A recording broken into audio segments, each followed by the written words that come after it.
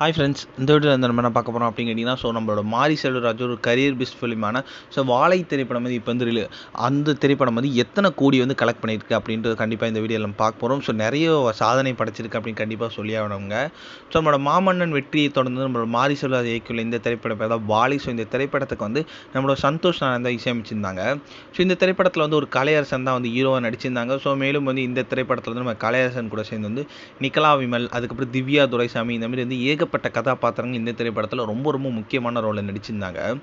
இந்த திரைப்படம் வந்து கடந்த ஆகஸ்ட் 23 வந்து திரைப்படங்களில் ரிலீஸ் ஆச்சு. எந்த ஒரு எக்ஸ்பெக்டேஷன்ஸும் இல்லாமல் இந்த திரைப்படம் ரிலீஸ் ஆச்சுங்க. ஆனால் வந்து ரசிகர்கள் மத்தியில் செம்ம பெரிய ஒரு சென்சேஷனல் ஃபிலிமாக மாறிச்சு.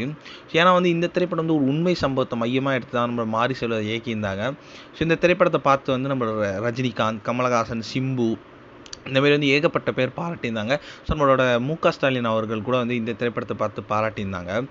நிறைய டேரக்டரும் வந்து இந்த திரைப்படத்தை பாராட்டியிருந்தாங்க. வெறும் 5 கோடி பட்ஜெட்டில் உருவான இந்த திரைப்படம் வந்து ரிலீஸ் ஆன முதல் நாளே வந்து கிட்டத்தட்ட 1 கோடிக்கு மேலே வந்து கலெக்ட் பண்ணியிருக்குங்க. இது வந்து ரசிகர்கள் மத்தியில் செம பெரிய வரவேற்பு அப்படின்னு கண்டிப்பாக சொல்லியும். அடுத்தடுத்த நாட்கள் வந்து நல்ல ஒரு வரவேற்பை பெற்று இப்போ வந்து நம்மளோட வாழை திரைப்படம் வந்து கிட்டத்தட்ட வந்து 32 கோடி வரைக்கும் கலெக்ட் பண்ணி செம பெரிய ஒரு பிளாக் பஸ்டர் ஃபிலிமாக வந்திருக்கு. இது வந்து ரசிகர்களுக்கு செம பெரிய ஒரு ட்ரீட்டாக இருக்குது அப்படின்னு கண்டிப்பாக சொல்லி ஆகணும்.